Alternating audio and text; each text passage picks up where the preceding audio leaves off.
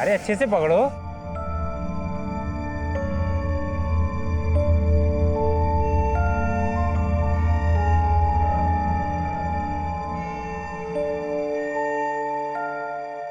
Bye bye.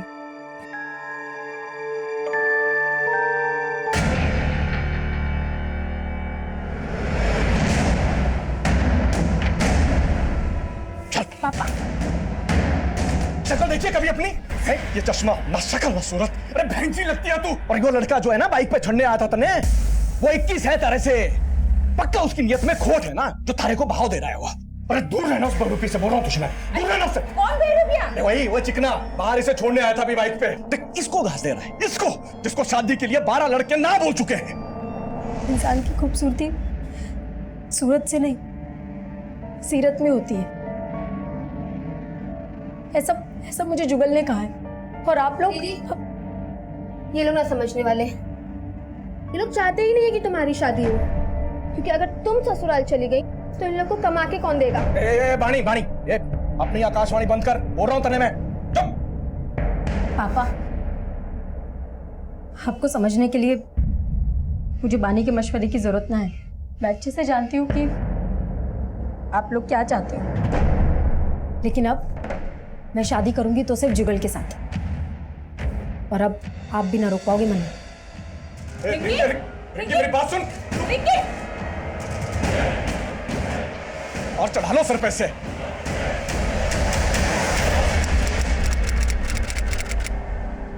Chole kulche, चलो chole kulche.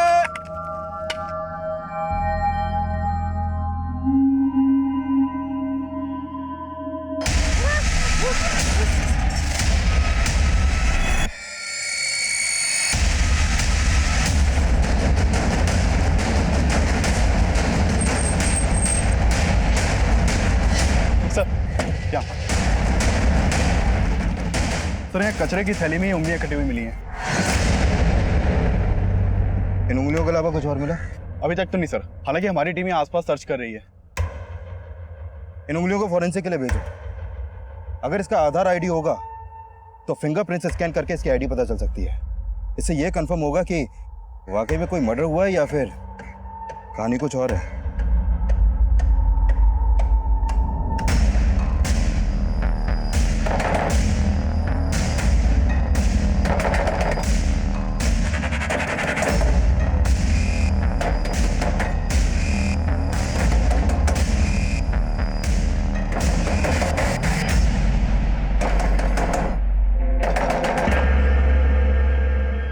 Sir, इन कटी हुई उंगलियों से ये मंजू सिंह का आधार आईडी सामने आया। हमें लग रहा है इसका मर्डर हुआ है।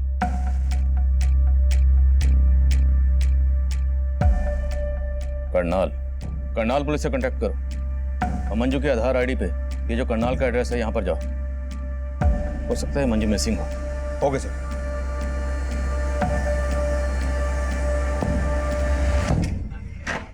आप हैं अंकल जी? अरे भूसनी के हमारे से रिश्ता जोड़ने की कोशिश मत कर। रिंकी का है? मना नहीं पता जी। हमारे माथे पे सी लिखा है क्या? अरे पीछे हट जा। रिंकी! अरे अंकल जी बात तो बताओ, रिंकी! हुई रिंकी ना आया। रिंकी! अरे अंकल जी रिंकी नहीं आया। रिंकी! अरे अंकल जी, अरे कहाँ जा रहे आप? अंकल जी रिंकी नहीं आई जी। रिंकी! रिंकी नहीं आई जी अंकल जी। सर, समालका के एक डंपिंग ग्राउंड में एक औरत की लाश के टुकड़े मिले हैं। बड़ी मंजू की? जी sir. Sir, photo Manju Singh के लाश से मैच करता है।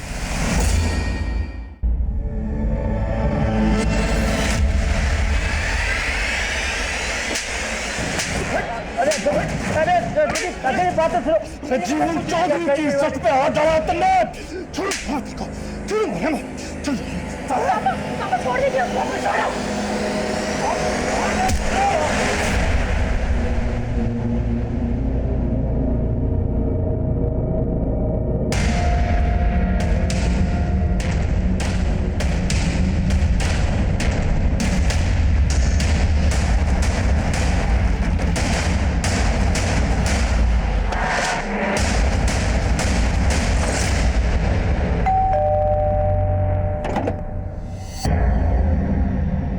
मंजू सिंह के बारे में आपसे कुछ बात करनी है।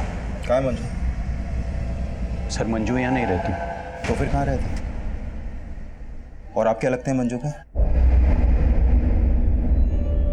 हम मंजू के माँ बाप हैं, लेकिन आप मंजू के बारे में पूछना क्या है?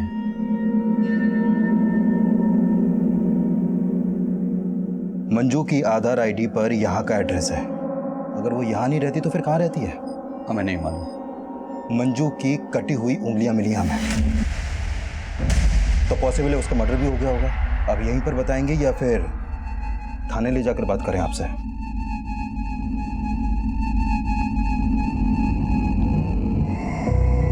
सर, हम कुछ छिपा नहीं रहे। 2 साल से मैंने मंजू को नहीं देखा। तो फिर 2 साल से थी कहाँ वो? मंजू पानीपत के कॉलेज में पढ़ती थी। पानीपत के एक लड़के से उसकी दोस्ती हो गई। मने ये सब पसंद ना था साहब। आज से तेरा कॉलेज जाना बंद। आज के बाद दोबारा उस लड़के से मिलने की कोशिश की ना तो अच्छा ना होगा। लेकिन मंजू उस लड़के के लिए हमें 2 साल पहले छोड़कर भाग गई। कौन था वो लड़का? हम उसे नहीं जानते साहब, लेकिन उस लड़के ने मंजू को इतना बरकरार दिया था कि उसने अपने घर से अपनी माँ के गहने, जेवर, पैसे सब चुरा करके उस लड़की के साथ भाग गई और हमें फोन करके बताया कि पापा, मुझे लगता था कि आप मुझे समझोगे, लेकिन अब मैंने शादी कर ली है। लेकिन उसके बाद उसका फोन कभी ऑन नहीं हुआ। वो हमको भूल गई थी तो हम भी उसे भूल गए। भूल गई या फिर 2 साल बाद उसे ढूंढ निकाला और उसे? ऐसा हमने कुछ नहीं किया सर। जरूर उस लड़के ने उसके साथ कुछ किया होगा।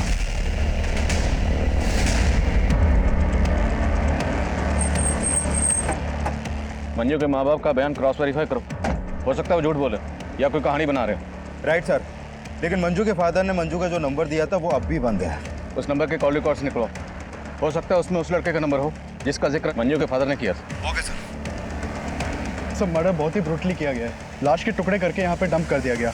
उस हाथ की उंगलियां कटी हुई हैं। मंजू की उंगलियों को काटकर पानीपत में फेंका गया और बाकी बॉडी को यहाँ समालखा में। और कातिल ने शायद बॉडी के इतने टुकड़े इसलिए किए हैं ताकि बॉडी की शिनाख्त ना हो सके। लेकिन उंगलियों को पानीपत में फेंकने के पीछे क्या मकसद हो सकता है? पकड़ कर उंगली इतना ले चलूं उस आसमान पर जहां मैंने तेरे लिए सितारों से एक घर बनाया है। दूर कहीं आसमान पर तेरे लिए खूबसूरत सा नया जहां बसाया है। एक और है। नहीं लोटन, बस। अरे बस का इंतजार तो उसने है जिसकी अपनी गाड़ी नहीं। अब बैठ मेरी ऑटो में, तू मेरी सवारी नहीं। सवारी नहीं? घोड़ा घास से दोस्ती करेगा ना तो भूखा मरेगा। अरे मौत तो मुकर्रर है सबकी। हम तो तुझ में अपनी जिंदगी देखते हैं। फिलहाल ना मेरी मॉम मुझे ढूंढ रही है और फोन में बैटरी भी चली गई। चलो।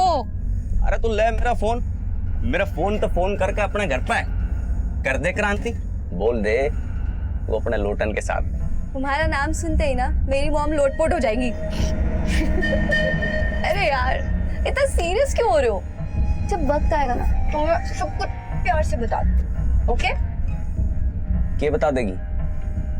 यही कि मैंने एक ऑटो वाले लोटन के साथ अपना मीटर डाउन किया है।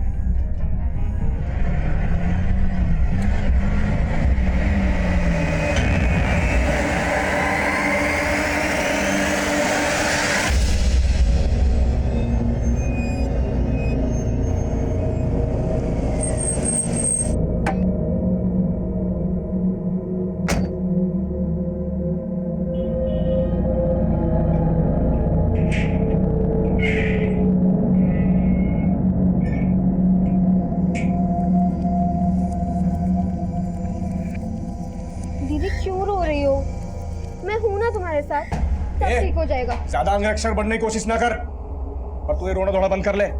कल से नौकरी पे जाना है और अगली बार से उस छोरे से मिलना नहीं है, वरना इस बार उसका सर फोड़ा, अगली बार थारा फोड़ूंगा।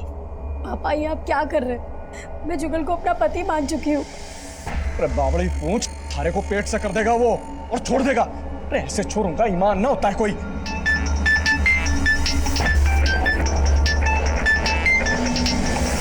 ना काट क्यों दिया?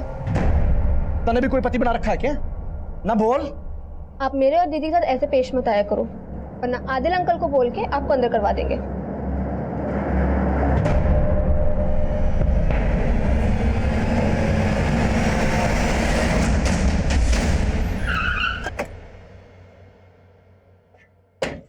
जय हिंद सर। जय। सर मंजू के फादर ने मंजू का जो मोबाइल नंबर दिया था वो 2 साल से बंद है।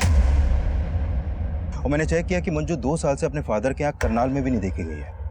तो 2 साल से मंजू कहाँ थी? सर मैंने मंजू के 2 साल पुराने कॉल रिकॉर्ड चेक किए। 2 साल पहले तक मंजू एक राजवीर सोलंकी नाम के लड़के को काफी कॉल करती थी। ये राजवीर पानीपत में मंजू के साथ उसी के कॉलेज में पढ़ता था। कॉलेज का कुश्ती पहलवान था सर वो। 121, 122, दबा के कर बेटा, दबा के पेल। 123, 124। बस बापू, तेल निकल गया। अरे तेरा तेल ना आशिकी ने निकाला बेटा। मैं तुझे नेशनल चैंपियन बनाना चाह रहा था, लेकिन तू औरतों के हुस्न का चैंपियन बन बैठा। चल कर। बापू और कितना खसेगा, गलती हो गई, माफ कर देना। अरे चल, बहाने मत बना। 127, 128। सुनिए जी, वो पुलिस आई है। क्या? राजवीर के लिए पूछ रहे हैं।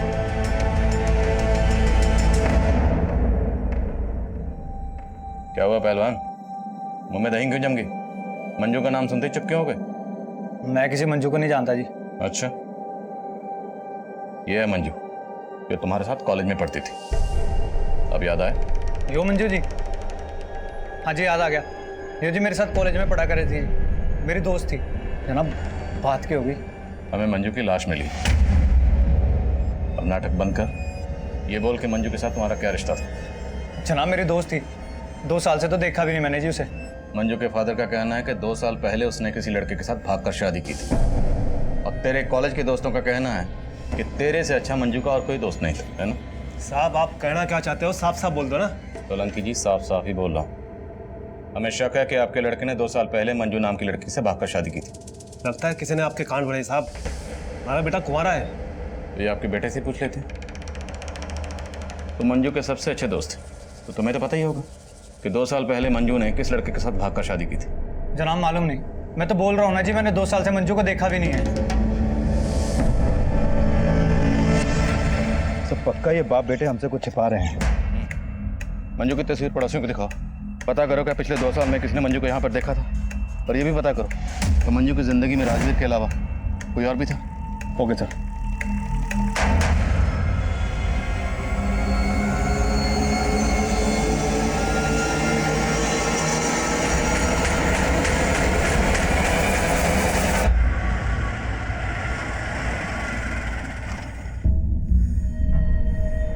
चलो बाय। बाहर से भगाएगी, अंदर नहीं लेके चलेगी अपनी मम्मी से मिलवाने। सबर रखो लोटन, ऊपर का फल मीठा होता है ना। तो घनी नमकीन है, नमकीन और मिठाई एक साथ, कहीं बात अजमी ना हो जाए। बाय।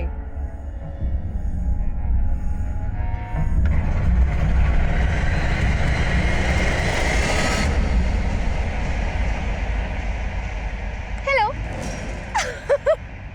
ये क्या हुआ है? क्वेश्चन लग रही, सब तेरी वजह से हुआ है। मुझे नहीं खेलना तेरा शतरंज का खेल। प्यार करूं तुझसे और इश्क लड़ाऊं तेरी बहन से। बंद करियो नाटक। खत्म ही करना था तो क्यों सोया मेरी बहन के साथ?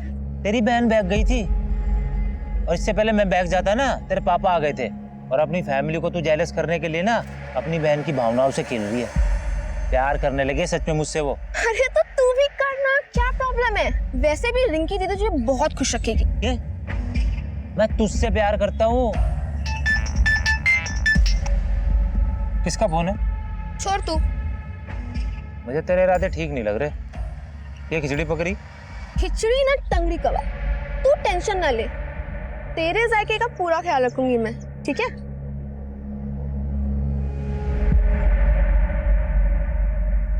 सर पिछले 2 साल से मंजू को राजवीर के घर के आसपास भी नहीं देखा गया। और राजवीर के पिछले 6 महीने पुराने कॉल रिकॉर्ड में भी मंजू का कोई दूसरा नंबर नहीं मिला। तो मंजू के माँ बाप झूठ तो नहीं बोल रहे कि 2 साल पहले मंजू किसी लड़के के साथ भाग गई थी?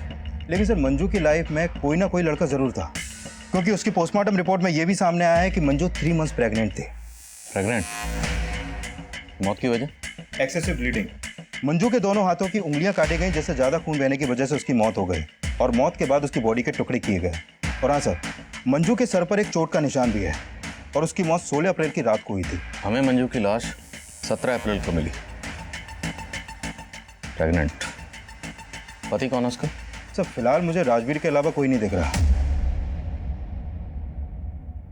एक काम करें सर, उसका डीएनए मंजू के बच्चे के डीएनए से मैच करवा के देखें। चौधरी, डीएनए रिपोर्ट आने में बहुत वक्त लग जाएगा और हमारे पास वक्त है नहीं। मंजू के पेरेंट्स का कहना है कि 2 साल पहले मंजू घर छोड़कर भाग गई थी, तो हमें पता करना है कि 2 साल तक मंजू कहाँ थी और किसके साथ थी। एक काम करो, पानीपत में जितने भी मैटरनिटी हॉस्पिटल हैं सब जगह जाओ। मंजू प्रेग्नेंट थी तो किसी न किसी हॉस्पिटल में जरूर जाती होगी। हो सकता है वहां से हमें उसकी पति की कोई लीड मिले। Okay sir.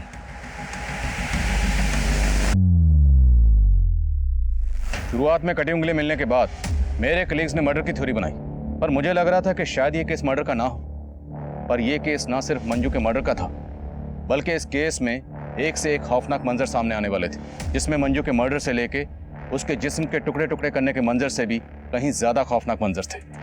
तब हम इस बात पे फोकस कर रहे थे कि मंजू का पति कौन है और मंजू के पेट में पल रहा वो बच्चा किसका था। मंजू की आप बीती में हमें मंजू के पेरेंट्स का रोल भी सस्पिशियस लग रहा था, क्योंकि उन लोगों ने मंजू की डेड बॉडी को भी क्लेम करने से मना कर दिया था।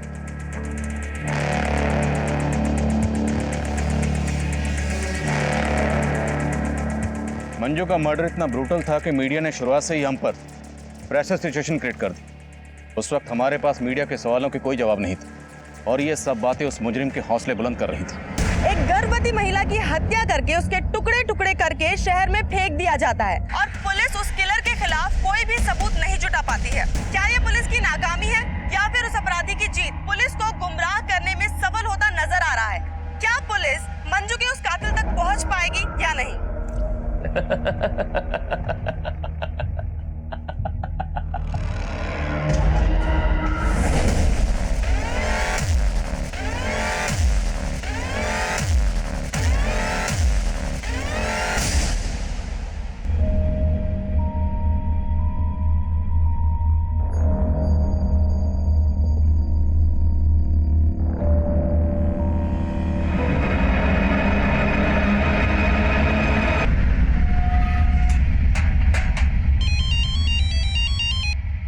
हाँ चौधरी।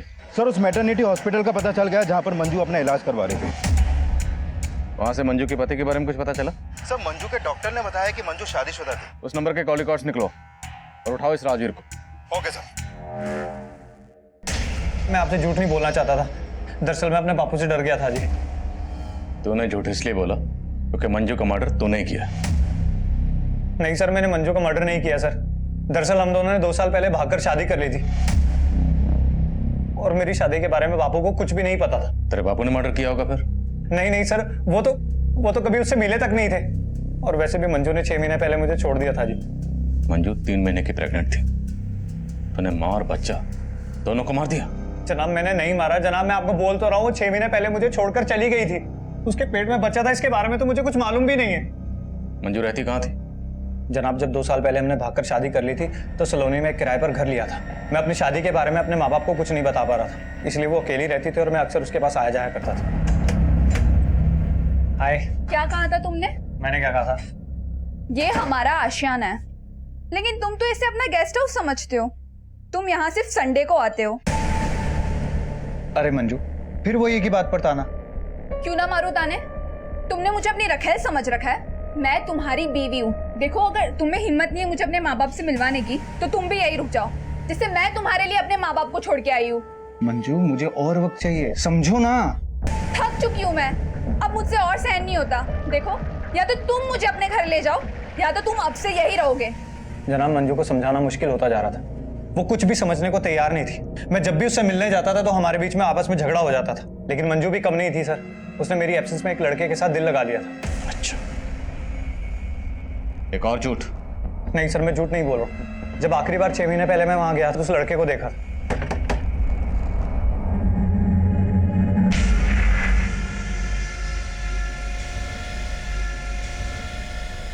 मंजू, कौन था ये लड़का? यहाँ क्या कर रहा था? दरवाजा खोलने में इतना टाइम क्यों लगाया? ये बोल के तुम कहना क्या चाहते हो? जनाब, उस दिन बात इतनी बिगड़ गई थी कि हमने आपस में बात करनी बंद कर दी थी और उसके बाद मैंने आना जाना भी वहां बंद कर दिया था। लेकिन हो ना हो सर, उस लड़के के साथ उसका कोई ना कोई तो चक्कर था और वो बच्चा पक्का उसी का ही है। मेरा बच्चा नहीं है सर। वो कौन था वो लड़का? सर, उस लड़के को मैं जानता नहीं। उसे पहली और आखिरी बार मैंने वहीं पर देखा था, लेकिन सर वो बच्चा मेरा नहीं था सर। तो बच्चा तेरा है या नहीं, ये मंजू की डीएनए रिपोर्ट से पता चल जाएगा। मंजू और राजवीर सलोनी में जिस घर में रहते थे उस घर पर जाओ, हो सकता है मंजू का मर्डर वहीं हुआ और बाद में बॉडी को डंप किया गया। Okay sir. सर पानीपत कनाल के बीच एक औरत की लाश मिली है, उसकी उंगलियां भी कटी हुई हैं।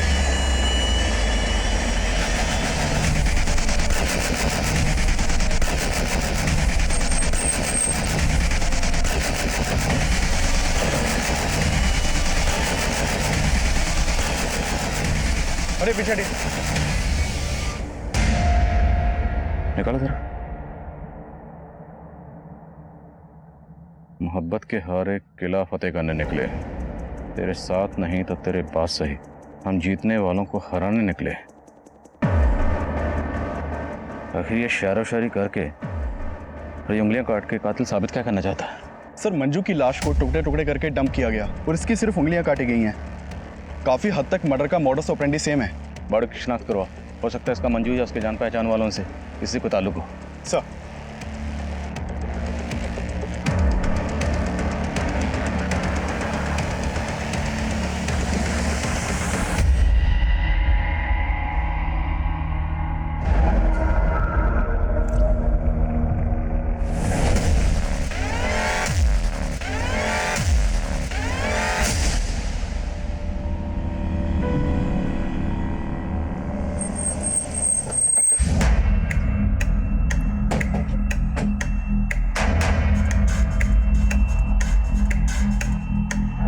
थोड़ा सा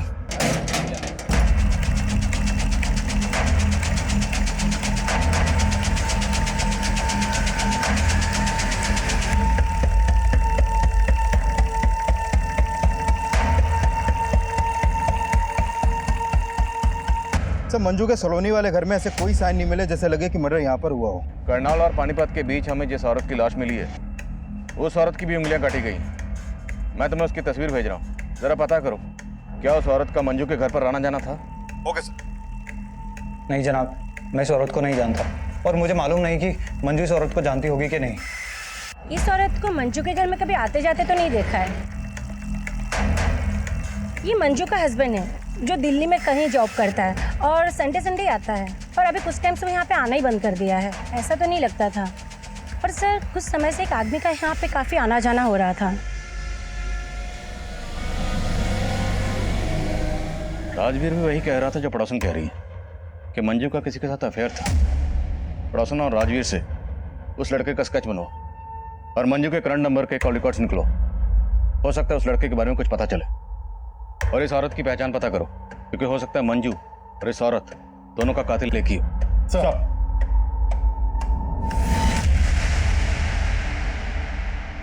अरे भाई ये ऑटो गाड़ी पार्क कर देना और एक भी स्क्रैच नहीं आना चाहिए। ए भाई, यहाँ मैं कार पार्किंग में खड़ा हूँ, तुम्हारी उड़न खटोला के लिए नहीं। ओ भैंस की पूछ, रोमांस के मूड में इसलिए प्यार से सुन, मैं तेरा कस्टमर हूँ और तू दरबान। बैगर्स कांट बी चूजर्स, समझा? नहीं समझा? अच्छे से गाड़ी पार्क करियो, एक भी स्क्रैच आ गया ना तो तेरी खाट खड़ी कर दूंगा।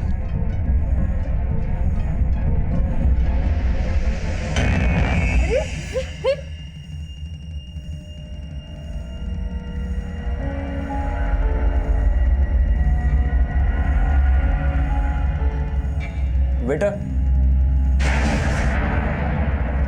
लोटन सुनो ना, वो मैं कह रही थी कि जब हम घर जाएंगे ना,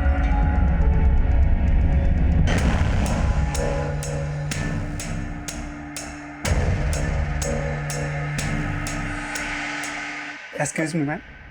What can I bring for you? 1 paneer chili and guava meri. And for you, sir? I mean, आप क्या लेंगे? I would like to have a crisp thin roll stuffed with mashed potatoes and peas with a pinch of salt and turmeric, and yeah, garnish with curry leaves and serve it with a red lentil soup and a white sauce made of coconut. Please make it fast. Excuse me, sir. क्या है ये? Red dosa ले आ। Okay sir, Rajveer और मंजू के पड़ोसन ने जो sketches बनवाए हैं वो दोनों स्केचेस एक ही आदमी के हैं। पता लगाओ कौन है ये।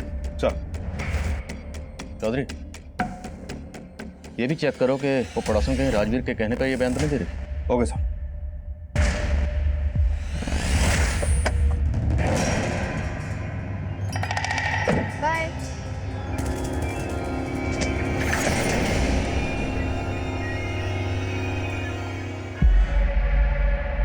अच्छा, इस गाड़ी वाले के चक्कर में तुमने मेरा टक्का अपनी बहन से भिड़ा रखा है? अरे नहीं यार, कजिन है मेरा, यहाँ तक आ रहा था तो ड्रॉप कर दिया। बस अब मैं तेरे चक्कर में नहीं आने वाला। बता तेरी बहन क्या बोली कि मुझे सच में भगा के ले जा। अरे वाह, ये तो बहुत अच्छी बात है यार। प्रॉब्लम क्या है? ऐश करना। बहुत हुआ तेरा मजाक। तेरी बहन को ना मैं सच सच बता दूंगा कि मैं उससे नहीं तेरे से प्यार करता हूँ। प्यार प्यार प्यार यार, इंसानियत नाम की भी कोई चीज होती है। तो ये दिल विल का चक्कर छोड़ और मेरी बात मान। तेरी लाइफ सेट है, समझा? चल चल। सर पहले जो एक रोजी नाम की लड़की की मिसिंग कंप्लेंट दर्ज हुई थी संगमनगर थाने में। ये कंप्लेंट रोजी की मां ने दर्ज करवाई थी। सर रोजी की फोटो सूरत की फोटो से मैच करती है, जिसकी हमें उंगली कटी लाश मिली थी।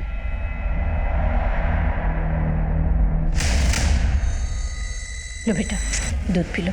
नानी, मम्मी कब आएंगी? आ जाएगी। लेकिन कब? उन्होंने मुझे बोला था फिल्म दिखाने लेके जाएंगी, लेकिन वो खुद इतने दिन से नहीं आई। बोलो ना नानी, मम्मी कब आएंगी? बेटा आ जाएगी।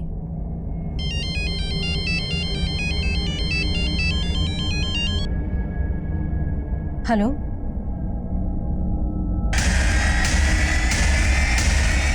क्या?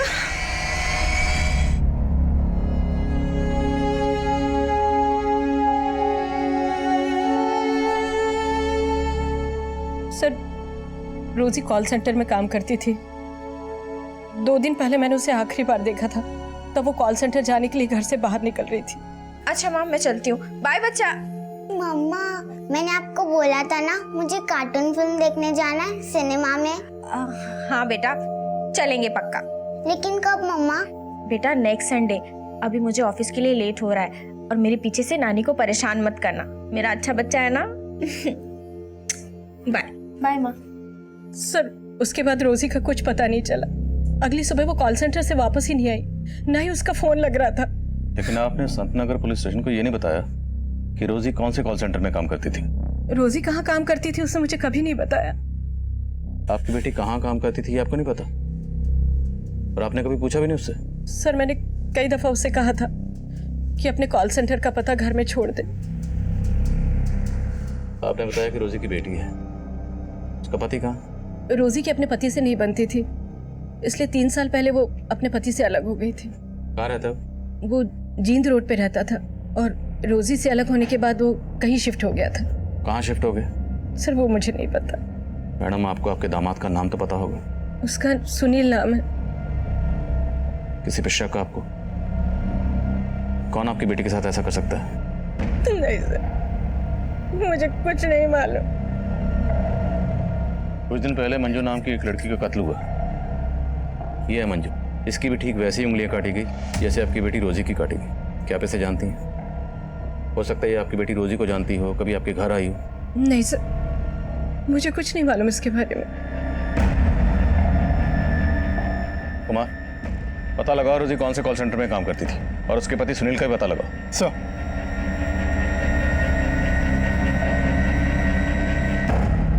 पुलिस ने उस दूसरी औरत की पहचान कर ली है जिसकी हाल ही में उंगली कटी हुई लाश मिली थी। लेकिन मंजू मर्डर केस की तरह ही पुलिस रोजी के इस मर्डर केस में फिलहाल कोई भी पुख्ता सबूत नहीं इकट्ठा कर पाई है और नाकामयाब नजर आ रही है।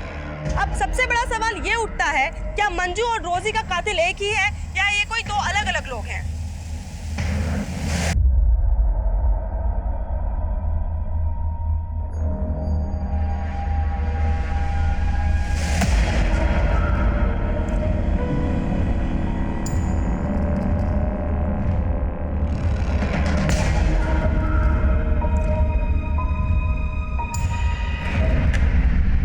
सर, मंजू के नए नंबर के कॉल रिकॉर्ड में एक नंबर मिला है जिसका फोटो उन स्केचेस से मैच करता है जो राजवीर और मंजू के पड़ोसन ने बनवाए थे। इसका नाम महेश सिंह है सर। इसका मोबाइल नंबर करनाल के एड्रेस पर रजिस्टर्ड है। करनाल? मंजू भी करनाल की रहने वाली थी? हाँ सर, और ये भी पता चला है कि ये महेश मंजू का कजन है। ये मंजू के कोई दूर के ताऊ का बेटा है। लेकिन मंजू के माँ बाप का कहना है कि वो बिल्कुल नहीं जानते थे कि 2 साल तक मंजू कहाँ रह रही थी। तो फिर ये मंजू का कजन ये मंजू से मिलने क्यों जाता था? और इसे कैसे पता कि मंजू कहाँ रहती थी? सर हमेशा मंजू का सपोर्ट करता था सर। मानता हूँ चाचा जी उनकी शादी के खिलाफ थे, लेकिन राजवीर के साथ घर से भाग जाने के बाद से मैं लगातार मंजू के टच में था। लेकिन राजवीर का कहना है कि उसने तो मंजू को 6 महीने पहले ही छोड़ दिया था। सर राजवीर ने मंजू की जिंदगी बर्बाद करके रखी थी, बल्कि मंजू तो उसके खिलाफ कानूनी मदद भी लेना चाहती थी। चीट किया था सर उसने मंजू को। उसकी वजह से उसने अपना घर परिवार छोड़ा, अपने पेरेंट्स से अपना रिश्ता खत्म किया, और बदले में उसे क्या मिला? सिर्फ दुख। कहीं तुमने भी बदला तो नहीं लिया? मंजू के माँ बाप के कहने पर तुमने मंजू को... कैसी बातें करें सर आप? मंजू के पेरेंट्स को तो पता तक नहीं है कि मैं मंजू के टच में था। लेकिन मंजू का मर्डर हो गया, फिर भी तुम हमारे पास नहीं आए। सर क्योंकि मैं दिल्ली गया हुआ था किसी काम से, और मैंने सोचा भी नहीं था कि मंजू के साथ इतना बुरा हो सकता है।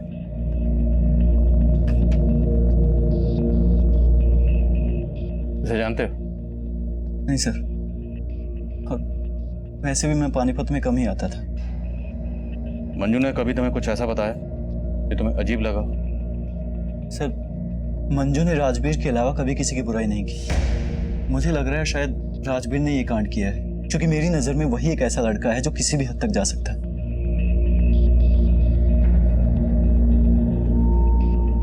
सर राजवीर और मंजू के पड़ोसन को लग रहा था कि ये महेश मंजू का लवर है, लेकिन ये तो मंजू का कजन निकला। सर कहीं ये एंगल मंजू के पेरेंट्स से तो नहीं जुड़ा? शायद ऑनर किलिंग, क्योंकि वो लोग भी मंजू और राजवीर की शादी के खिलाफ थे। अगर एंगल वाकई ऑनर किलिंग का है तो फिर राजवीर का बाप भी हमारा स्ट्रॉन्ग सस्पेक्ट है। एक काम करो, इन सब के डीएनए मंजू के बच्चे के डीएनए से मैच करो। हम किसी का भरोसा नहीं कर सकते। Right sir.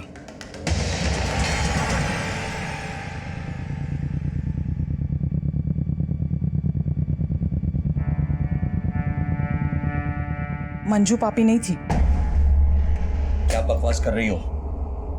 सच बोल रही हूँ, आपने तो उसे भुला ही दिया था, लेकिन मैं 2 साल से मंजू की शक्ल देखने के लिए तरस रही थी, और आपने मुझे मंजू से दूर रखा।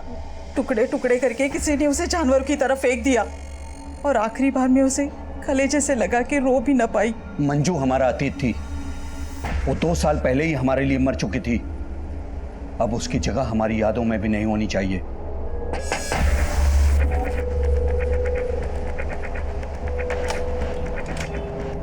सिंह साहब, आपको हमारे साथ चलना है। चलना होगा? आपका डीएनए टेस्ट करवाना है।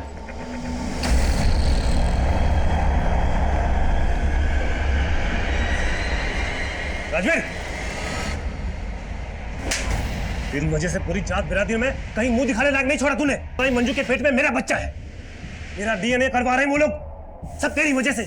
मेरे को भी बहुत धोया बापू उन्होंने, और तू तो मुझसे बड़ा पहलवान है ना, उनके डंडों से तेरा तेल ना निकलने वाला। क्यों डर रहा है तू?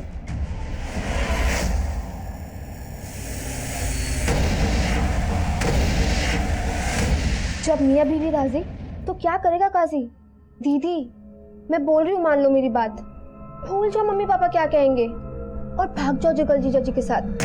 बाकी की सारी सेटिंग मैं कर दूंगी पक्का, ठीक है? एक छोरी क्या सिखा रही है अपनी बहन को? अजी सुनते हो? जल्दी आओ।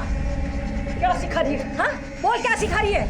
देखो क्या, क्यों चिल्ला रही हो? ये दोनों बहनें मिलकर क्या प्लान बना रही है? ये उस लड़के को जीजा जी बोल रही है, और इसे बोल रही है उसके साथ भाग जा। मैं ऐसे कैसे भाग जाएगी? मैं क्या बावली पूछूं?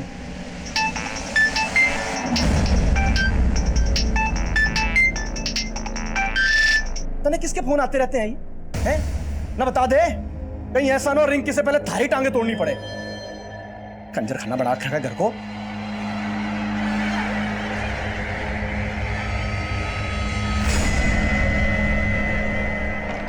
सर रोजी के कॉल रिकॉर्ड में मंजू या मंजू से जुड़े किसी भी इंसान का नंबर नहीं मिला। रोजी के बैकग्राउंड में कोई लवर? फिलहाल तो ऐसा कुछ सामने नहीं आया। सर रोजी के कॉल रिकॉर्ड में किसी कॉल सेंटर का नंबर भी नहीं मिला। पर रोजी की माँ का कहना है कि रोजी कॉल सेंटर में काम करती थी। सर मैंने रोजी की कॉल रिकॉर्ड अच्छे से स्टडी की है। अक्सर रात के वक्त रोजी का फोन रेड लाइट एरिया में एक्टिव रहता था। Red light area? तो मतलब रोजी... एक काम कर, जिन जिन रेड लाइट एरिया में रोजी का नंबर एक्टिव रहता था वहां पूछताछ कर। सर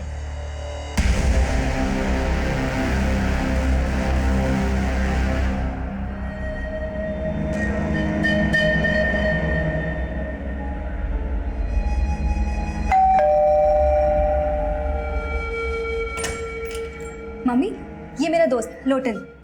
नमस्ते। Lotan, strange name. जी, यो नाम मेरी मम्मी ने दिया है जी। अच्छा, प्लीज कम, हैव सीट। तो लोटन, तुम काम क्या करते हो? ऑटो है जी मेरा। Auto driver? नहीं जी, मतलब ऑटो मेरा खुद का है, मैं ओनर हूँ उसका, और अपनी मर्जी का भी। मम्मी, आपको पता है मैं ना लोटन के ऑटो में ही रोज कॉलेज जाती हूँ और पता नहीं टाइम कैसे बीत जाता है, पता ही नहीं चलता। आपको पता ही है ना, बातें ऐसी करता है कि कोई भी इंसान ना हंस के लोटपोट हो जाए। शैली, तुम इस ऑटो वाले को यहाँ मुझसे मिलवाने लाई हो? तेरा दिमाग तो ठीक है, इसमें प्रॉब्लम क्या है? प्रॉब्लम है you don't know these illiterate people.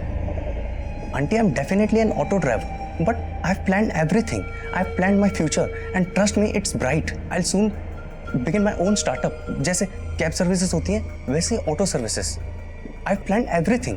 मेरी सारी प्लानिंग्स मैं अच्छी तरह समझ गई। अब निकल यहाँ से, और दोबारा मेरी बेटी से मिलने की कोशिश की ना, तो अच्छा नहीं होगा। फ्रॉड। बेबी, लोटन, एक बात सुनो, हम बैठ के। कूल बेब्स, कोई बात नहीं, तेरी मम्मी को मैं पसंद नहीं आया। मैं चाहता हूँ तेरी गली से तेरा नाम लेकर, और ये मोहब्बत है जो ना कभी मिटी थी और ना मिटेगी। शैली, तुझे इस ऑटो ड्राइवर के अलावा कोई लड़का पसंद नहीं आया? मॉम, मैं लोटन से प्यार करती हूँ। सर, ये कुलचे वाला है, ये बोल रहा है रोजी को जानता है। क्या जानते हो तुम रोजी के बारे में? साहब, वो रोजी धंधा करती थी साहब, और वो और एक लड़का अक्सर मेरे यहाँ से छोले कुलचे खाते थे। कौन लड़का? और ये रोजी का क्या लगता है? तल्ला था साहब उसका, वो सोनू नाम था उसका। सोनू कहाँ मिलेगा सोनू? ये जो रोजी का मर्डर हुआ है ना जब से साहब, वो यहाँ दिखा ही नहीं। फिर कहाँ रहता है वो मुझे नहीं मालूम है। ये मेरे मोबाइल में साहब उसकी एक फोटो थी, ये है साहब।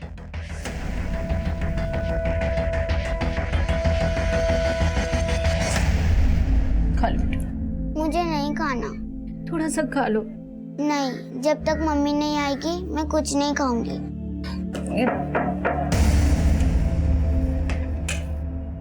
ये क्या बोल रहे हैं आप साहब? रोजी ऐसी लड़की नहीं थी। जरूर आपको कोई गलतफहमी हुई है। हमें कोई गलतफहमी नहीं हुई है। आपकी बेटी रोजी किसी कॉल सेंटर में काम नहीं करती थी, बल्कि वो एक प्रोस्टिट्यूट थी। और ये सोनू, ये उसके लिए ग्राहक लाता था। सर, ये तो सुनील है, रोजी का पति। सुनील? जी। रोजी का पति? जी, यही सब गलत काम करता था सर, इसलिए रोजी ने इसे छोड़ रखा था। जरूर इसी ने मजबूर किया होगा मेरी बेटी को। रोजी ऐसी नहीं थी सर। अच्छा, ये सुनील उर्फ सोनू आजकल है कहाँ? कुछ तो आइडिया होगा आपको? सर, मुझे नहीं मालूम।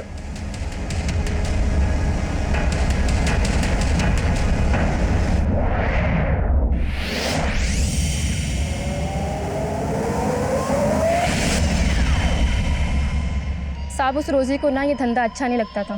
तो क्या सोनू उससे जबरदस्ती काम करवा रहा था? वो तो अपनी बेटी को बढ़ाने के लिए, उसको पालने के लिए सब करती थी। सब वो हमारे साथ ना बहुत टाइम से धंधे पे थी। सब वो तो उसके लिए और हमारे लिए ग्राहक लेके आता था। ये सोनू मिलेगा कहाँ, तुम्हें मालूम है? उसका फ़ोन तो कई दिन से लग नहीं रहा है, लेकिन हाँ, उसका एक दोस्त था जाकिर, उसके घर पे उसका आना जाना था। जाके उससे बात करो। कहाँ रहता है जाकिर?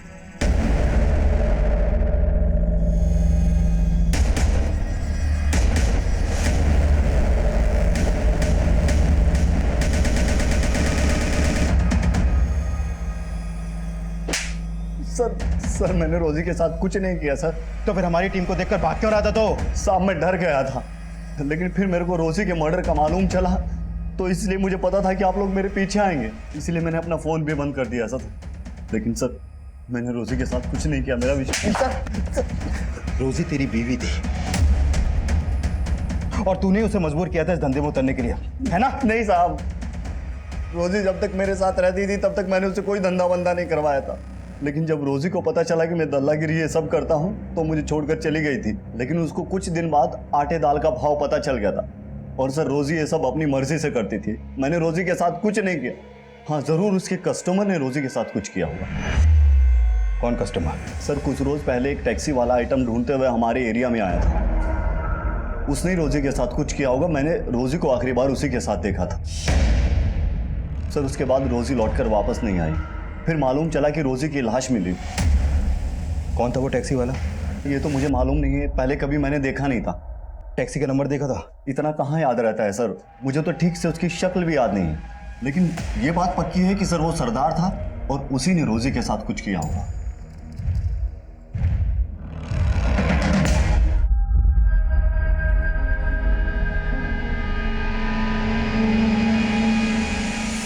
सर सोनू ने जिस एरिया में उस टैक्सी वाले को देखा था वहां पर कोई सीसीटीवी है ही नहीं। नहीं, ऐसा तो नहीं कि सोनू ने खुद ही किसी नफरत की वजह से अपनी बीवी का कत्ल किया फिर उसके पास वो शायरी छोड़ दी। लेकिन सर मैंने सोनू की हैंडराइटिंग भी शायरी की लिखावट से मैच करके देखी है, मैच ही नहीं हुई है। अगर सोनू सच बोला है तो पॉसिबल है कि मंजू ने उसी सरदार की टैक्सी हायर की हो जिसकी रोजी ने की थी, क्योंकि दोनों की मर्डर ऑपरेंडी सेम। सभी टैक्सी स्टैंड पर पता करो, एक सरदार टैक्सी वाले को ढूंढना मुश्किल नहीं होना चाहिए।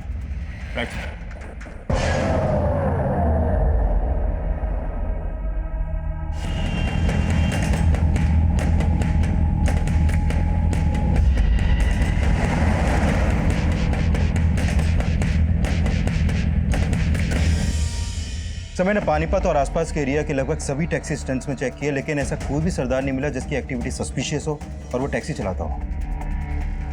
पॉसिबल है कि वो टैक्सी वाला सरदार हो ही नहीं, बल्कि किसी ने सरदार के गेटअप में पहले मंजू का और बाद में रोजी का मर्डर किया। सर हमें कुछ पता चला रिंकी का? नहीं कुछ पता नहीं चला, उधर क्या है सब जगह। कल 8 बजे। हाँ अरे चौधरी साहब, कुछ परेशान लग रहा? नहीं आदिल साहब कुछ भी नहीं। पक्का ना? हाँ। पहले कुछ बात हो तो बताइएगा।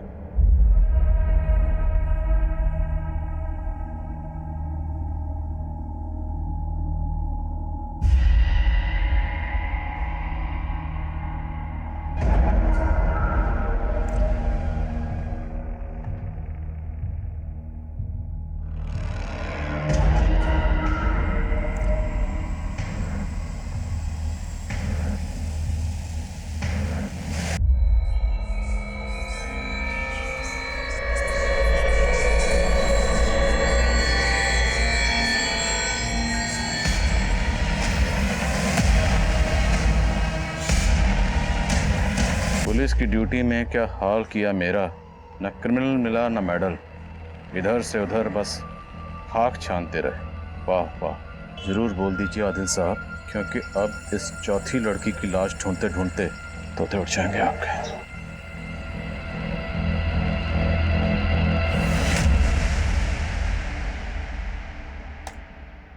सर इस फुटेज में तो ये सरदार उस बॉक्स को रखता हुआ दिखाई दे रहा है, मतलब इसी सरदार ने वो कटी हुई उंगलियां आपके घर के गेट पे रखी। और सर रोजी के साथ जो टैक्सी ड्राइवर देखा गया था वो भी एक सरदार था।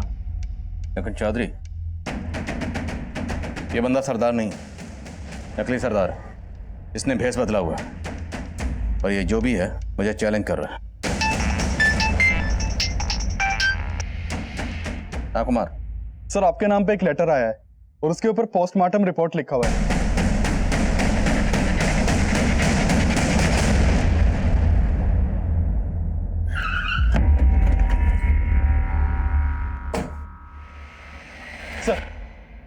Sir letter.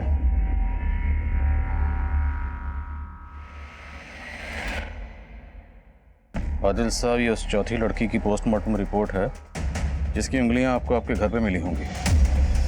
इस लड़की की मौत एक्सेसिव ब्लीडिंग की वजह से हुई। उसके बाद उसकी 10 की 10 उंगलियां काट दी गई। मौत 7 मई की रात को हुई और उसी रात आपके मोहल्ले की एक लड़की गायब हुई।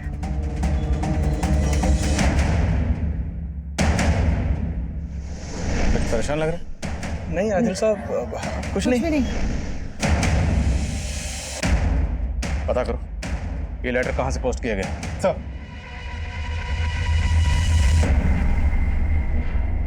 सब जगह देख लिया उसको, है ही नहीं वो कहीं पे। समझ नहीं आ रहा कहां ढूंढे उसको जाके।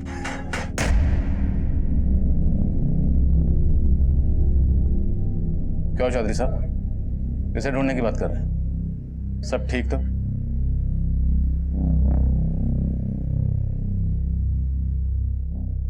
रिंकी का है? आदिल साहब, समझ में नहीं आ रहा किस मुंह से बोलो। बोलिए क्या बात? रिंकी रिंकी एक लड़के के साथ भाग गई। किस लड़के के साथ? जुगल के साथ। एक नंबर का लफंगा है। अब ना उसका फोन मिल रहा है और ना ही रिंकी का। कहाँ रहता है जुगल?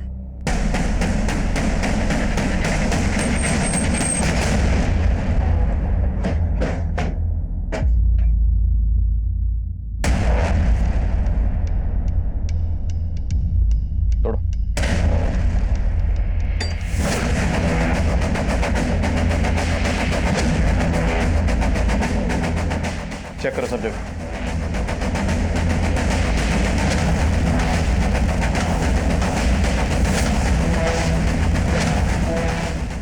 सर, यहाँ तो कुछ भी सस्पिशियस नहीं मिला। चौधरी, हो सकता है जो मुझे चैलेंज कर रहा है वो यह जुगल ही हो। रिंकी और जुगल दोनों के कॉल रिकॉर्ड्स अच्छे से स्कैन करो। Okay sir. हाँ कुमार। सर, वो लेटर एक सरदार ने पोस्ट किया है।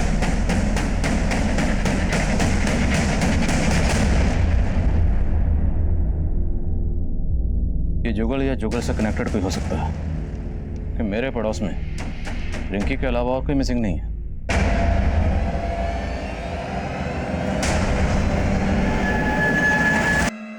रिंकी का फोन पानीपत बस अड्डे के पास बंद हुआ था, लेकिन जुगल का फोन रिंकी का फोन बंद होने के 4 घंटे बाद उसके घर वाले एरिया में ही बंद हुआ था। जुगल के कॉल रिकॉर्ड्स में कुछ सस्पिशियस? सर, जुगल ने लास्ट कॉल एक सुबोध नाम के लड़के को किया था। ये उसका फोटो है सर। सर, मैंने इस सुबोध के भी कॉल रिकॉर्ड चेक किए हैं। सर, ये सुबोध रिंकी की छोटी बहन बानी को भी बहुत कॉल करता था। पूछताछ करो जरा सुबोध से। मैं बानी से मिलता हूँ। सर, जुगल से मेरा कोई लेना देना नहीं है। तो फिर जुगल ने तुझे फोन क्यों किया था? दरअसल सर बात यह है कि मैं एक बानी नाम की लड़की से बहुत प्यार करता हूँ। सर, काफी टाइम से हमारा अफेयर चल रहा था। सर, जुगल ने एक दिन फोन पे मुझे बोला कि बानी मुझसे चीट कर रही है। सर, बानी का जुगल के साथ भी अफेयर चल रहा था। वो क्या है कि जुगल से मन भर गया था उसका, इसलिए अपनी बहन रिंकी से टांका पेट करवा रही थी उसका। ये जुगल कहाँ है अभी? अंकल, वो मैं जुगल को प्यार नहीं करती थी, लेकिन वो लड़का अच्छा था। इसके लिए मैंने सोचा कि दीदी को उसके साथ, लेकिन मैंने जैसा सोचा था ना वैसा कुछ भी नहीं हुआ। मुझे तो सही उम्मीद नहीं थी बानी। तू जुगल से प्यार करती थी और तूने मुझे धोखा दिया। नहीं दीदी, ऐसा कुछ भी नहीं है जैसा आप सोच रहे हो। आपको जरूर कोई गलतफहमी हुई है। कोई गलतफहमी ना हुई। मैंने रिंकी को सब कुछ सच सच बता दिया है। सुबोध, उसका जुगल से क्या कनेक्शन? जुगल ने सुबोध को भी मेरे खिलाफ बोल दिया था। मेरे घर के बाहर कटी हुई उंगलियां मिली किसी लड़की की, और हमें शक है कि शायद वो उंगलियां रिंकी की हैं। क्या बात कर रहे हैं खान साहब? बानी, बोलो, जुगल कहाँ? अंकल, मैं आपको सच में बोल रही हूँ, मुझे नहीं पता जुगल कहाँ है।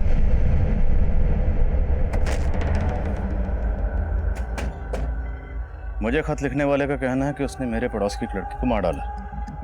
हमें अभी तक किसी लड़की की लाश नहीं मिली। रिंकी गायब है जुगल के साथ। एक काम कर, बानी और सुबोध दोनों के फोन सर्विलेंस पे डाल। सर, एक औरत आई है अपनी बेटी की मिसिंग कंप्लेंट लिखवाने। सर, ये मेरी बेटी शैली है। कल रात से ये घर नहीं आई है और इसका फोन भी नहीं लग रहा है। सर, मैं बहुत परेशान हूँ। आप प्लीज इसे जल्दी ढूंढिए, कहीं इसके साथ कुछ गलत ना हो जाए। आपको किसी पे शक है? हाँ सर, एक लोटन नाम का ऑटो ड्राइवर। शैली तो नादान है, वो कह रही थी कि वो लोटन से प्यार करती है, लेकिन मुझे शक है कि शैली के गायब होने में उस लोटन का ही हाथ। कहाँ रहता है लोटन?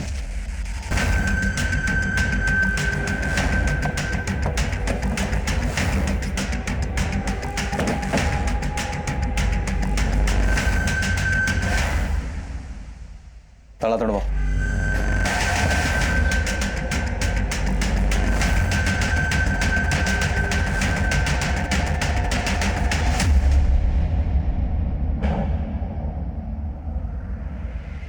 सर, ये देखिए।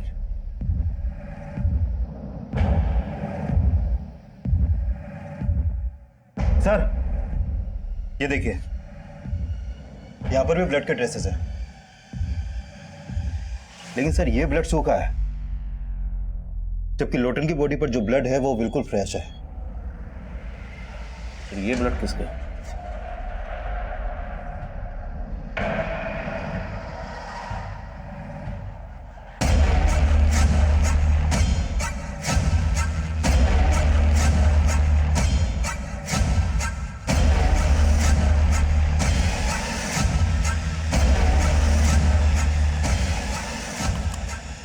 लोटन के पड़ोसियों से पता करो इसका किस किस से मिलना जुलना था और कहाँ कहाँ आना जाना था। Okay sir. हाँ बोलो कुमार। सर जिस एरिया में रिंकी का फोन बंद हुआ था उस एरिया में रिंकी की लाश भी मिली है।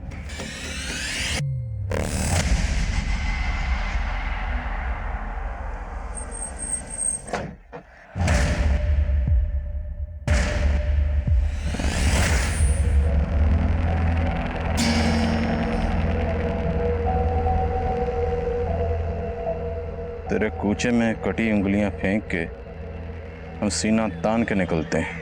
मैं वो हूं जिसका आप तसव्वुर भी नहीं कर पाएंगे। बहुत पापड़ बेलने पड़ेंगे आदिल साहब, मुझे नहीं, मच्छर पकड़ो।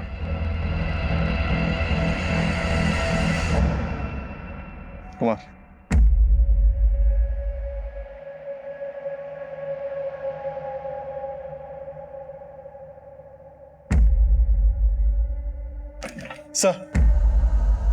सर हमने जिन जिन सस्पेक्ट्स के डीएनए करवाए थे उनकी रिपोर्ट आ गई है। सर मंजू के बच्चे का डीएनए महेश के डीएनए से मैच करता है। हाँ सर, मैं मंजू का कज़न हूँ, लेकिन साथ ही साथ उसे पसंद भी करता था। फिर हमें अचानक एक दिन पता चला कि वो पेट से है। सर मैंने मंजू को कई बार बोला कि वो अबॉर्शन करवा ले, लेकिन वो नहीं मानी सर। लेकिन इसका मतलब ये नहीं है सर मैं उसे मार दूंगा। नहीं सर, मैंने मंजू को नहीं मारा सर। जुगल, सुबोध और महेश ये सभी हमारे स्ट्रॉन्ग सस्पेक्ट्स थे, लेकिन इनमें से किसी का भी इन मर्डर्स में कोई हाथ नहीं था। और हमें पक्का यकीन था कि कातिल जो भी है उसका शैली और लोटन से कोई ना कोई कनेक्शन जरूर है। इसलिए हमने इस केस की हर बारीक से बारीक चीज को रिविजिट करना शुरू किया और एक नया नतीजा सामने आया। सब पूछताछ में पता चला है कि लोटन का एक चरण नाम का दोस्त हुआ करता था जो टैक्सी चलाता था और वो लोटन के साथ ही रहता था, लेकिन कुछ टाइम पहले उसने लोटन का घर छोड़ दिया था। सर ये चरण लोटन की हत्या के बाद से गायब है। और कोई खबर? सर चरण के बारे में ये पता चला है कि वो यूपी का रहने वाला था और आईपीएस की तैयारी कर रहा था। और ये भी सामने आया है कि ये चरण मंजू के ही कॉलेज में पढ़ता था, वो उससे 2 साल सीनियर था। सर लोटन के एक ऑटो वाले दोस्त से चरण के एक ठिकाने का पता चला है। मैंने अपनी एक टीम को भेजा है वहाँ पर।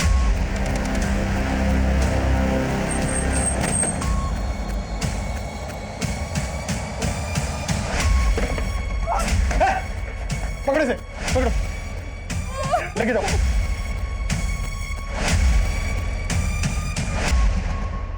लाइफ बहुत स्ट्रेंज है आदिल साहब।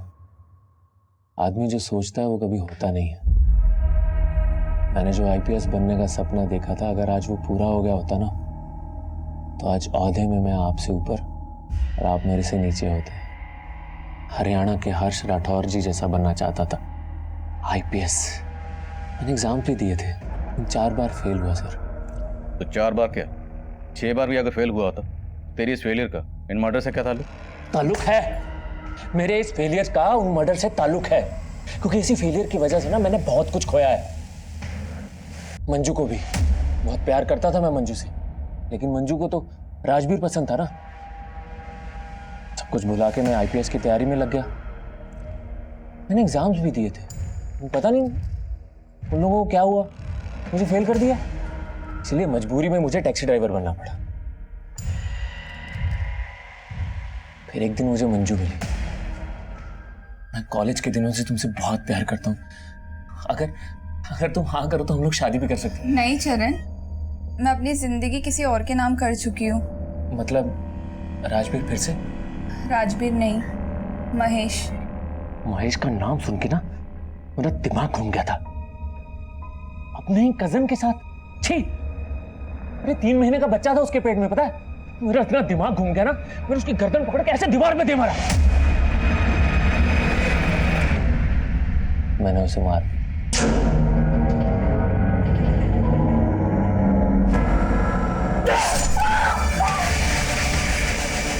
को पहचान ना सको इसलिए मैंने उसकी बॉडी के टुकड़े टुकड़े करके जंगल में फेंक दिया। मुझे लगा जब तक आप लोग उसकी बॉडी की शिनाख्त करोगे गायब हो जाऊं, लेकिन आप लोग तो मेरे तक पहुंच ही नहीं पाए। सर हंसी आती है मुझे आप लोगों पे। और गुस्सा भी। करप्शन से भरे इस सिस्टम की वजह से ना मैं आईपीएस नहीं बन पाया। इसीलिए अपनी काबिलियत साबित करने के लिए ना मैंने आप लोगों का इम्तिहान लेना शुरू किया। सबसे पहले मैंने उस धंधे वाली रोजी को मारा।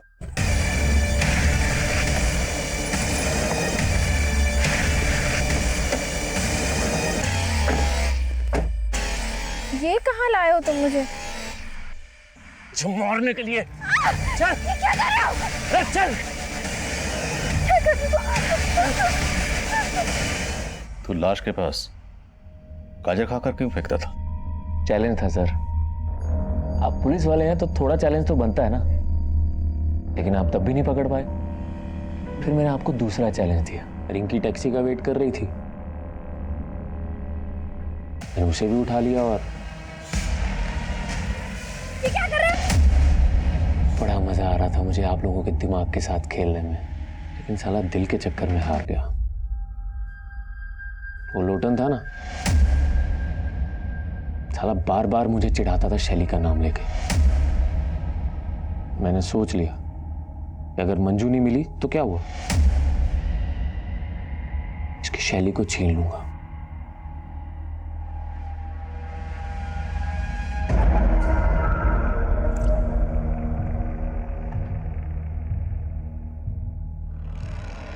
मैंने लोटन को भी मार दी। तेरी तरह नहीं, आईपीएस का झंडा लेकर घूमा जिंदगी भर और कुछ नहीं उगाड़ा। मेरी पढ़ाई और मेरी आईपीएस के बारे में कुछ मत बोलना, समझा? तू नहीं जानता मैंने कितनी मेहनत की है आईपीएस बनने के लिए। काय की मेहनत? 20-25 हजार की नौकरी कर रहा होता अगर मुझसे थोड़ी बहुत इंग्लिश सीख लेता तो। ऑटो ड्राइवर तेरी, तू मुझे अंग्रेजी सिखा, तू मुझे अंग्रेजी सिखाएगा। लोटन को मारने के बाद मैंने शैली को भी उठा लिया। शैली बस मेरी होने ही वाली थी कि आप लोग आ गए और मुझे उठा के यहां ले आए। क्या बनना चाहता था? IPS, Indian police service. Police वाला बनना चाहता था, लेकिन इतना भी नहीं जानता कि कानून किस तरीके से काम करता। जानता तो ये जरूर पता होता कि मुजरिम कितना भी शातिर क्यों ना हो, एक ना एक दिन कानून के हत्थे जरूर चढ़ता है। चरण आज भी सलाखों के पीछे अपने गुनाहों के लिए सिर्फ सिस्टम को ही कसूरवार समझ रहा है, जबकि सच ये है कि इंसान अपनी हालत और हालात के लिए खुद भी जिम्मेदार होता है। किसी इंसान की कामयाबी का फैसला इस बात पे भी होता है कि उस इंसान ने अपनी गलतियों से क्या सीखा। ये केस मंजू के मर्डर से शुरू हुआ था। मंजू इस केस का एक ऐसा यादगार चेहरा था जिसकी जिंदगी में गुनाह हर मोड़ पर दस्तक दे रहा था। राजवीर को ठीक से समझे बिना मंजू ने अपने पेरेंट्स को छोड़ दिया, और राजवीर से धोखा खाने के बावजूद मंजू महेश की नीयत को नहीं समझ पाई, और चरण को अपना दोस्त मानकर उसने चरण के सामने अपने माजी के सारे पन्ने खोल दिए, जिसने चरण की नाकाम सोच में आग में घी डालने का काम किया। चरण ने अपने पागलपन में रोजी लोटन को सिर्फ इसलिए मार दिया क्योंकि वो मेरी काबिलियत का इम्तिहान लेना चाहता था। ऐसी सोच हमेशा इंसान की बर्बादी की वजह बनती है। कहते हैं जो इंसान अपनी हार कबूल करता है, अपनी गलतियों से सीखता है, कामयाबी एक ना एक दिन उसके कदम जरूर चूमती है। लेकिन जो इंसान अपनी हार कबूल नहीं करते, अपनी गलतियों से सीखते नहीं है, कहीं ना कहीं उनके कामयाब होने की उम्मीद भी खत्म हो जाती है। और चरण इसकी जीतती जागती मिसाल है। अब मैं आदिल खान आपसे इजाजत लेता हूं। आपसे फिर मुलाकात होगी एक और नए केस के साथ। तब तक देखते रहिए क्राइम पेट्रोल 10 तक। मकसद बताना नहीं, बचाना है।